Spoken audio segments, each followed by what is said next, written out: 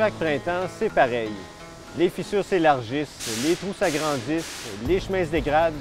Et à force de rouler comme ça sur des routes en piteux état, bien, on risque de se retrouver assez vite au garage.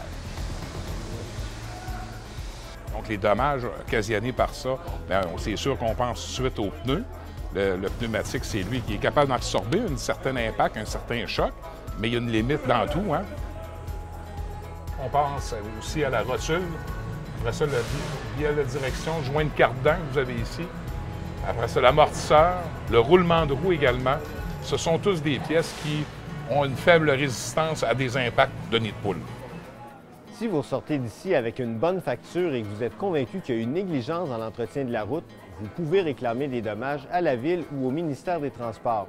Mais attention, les dommages aux pneus et à la suspension sont exclus, à moins que vous puissiez prouver qu'il y a eu négligence.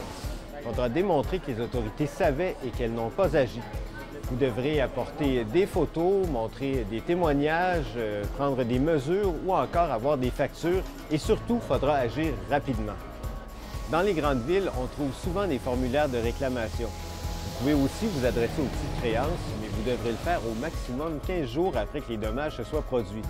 Ça peut être long puis ça peut être compliqué aussi.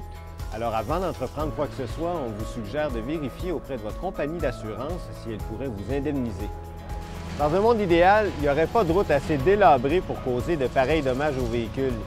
Mais si vous connaissez des chemins pareils, allez voter pour les pires routes du Québec et envoyez un message clair aux autorités.